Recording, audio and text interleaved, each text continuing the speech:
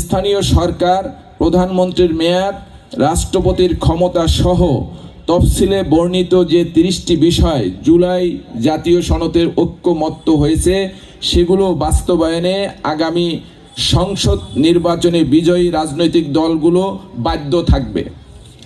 আপনাদের হাতে সুযোগ এসেছে বাংলাদেশের ভবিষ্যৎ পথ চলার গতি প্রকৃতি নির্ধারণ করবার।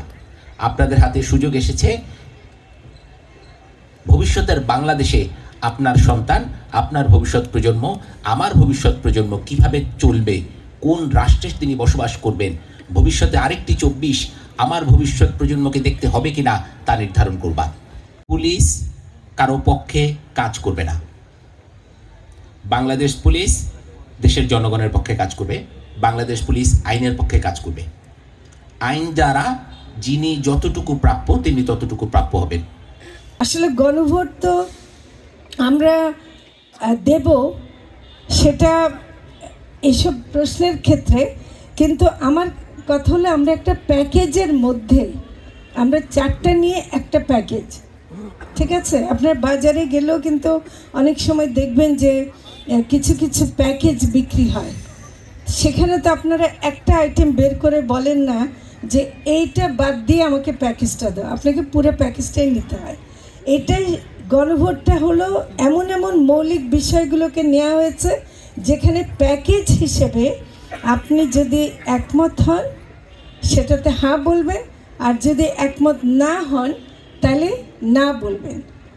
এখানে আমাদের ভূমিকাটা কি? কেন আমরা আবার এখন উপদেষ্টারা কিন্তু আজকেও বিভিন্ন জেলায় যান, যশোরে যান, অন্যান্য জায়গায় যান, আমাদের অনেকগুলো উপদেষ্টা সব জায়গায় আছেন। আমরা কেন আসছি, কেন বলছি যে হায়ের পক্ষে আমরা কথা বলতে চাই? এই জন্য আসছি, যেটা হলো যে প্রথমত এটার ব্যাপারে একটা ভুল ধারণা বা কিছু বিভ্রান্তি এরকম থাকতে পারে, এবং আমরা জানি যে নির্বাচন হলে পরে যখন নাকি রাষ্ট্র গঠন হবে বা সরকার গঠন হবে, তাদেরও কিছু দায় দায়িত্ব যে আছে সেটা অন্তর্বর্তীকালীন সরকার যাবার আগে সেটা জনগণের মাধ্যমে মতামত নিয়ে সেটাকে দিয়ে যেতে চায়। সত্যিকারের পরিবর্তন চাই তাহলে হ্যাঁ পক্ষে থাকুন। যদি পরিবর্তন না চাই, আগের অবস্থায় কাঠামোতে ফিরে যেতে চাই, তাহলে হয়তো আপনারা ভিন্ন সিদ্ধান্ত নিতে পারেন। আমাদেরকে সিদ্ধান্ত নিতে হবে, সময় এসেছে আমরা কি দেশে পরিবর্তন চাই কিনা। এই দায় দায়িত্ব, এর ভার সম্মানিত এলাকাবাসী যারা ভোটার তাদের উপরে ছেড়ে দিলাম।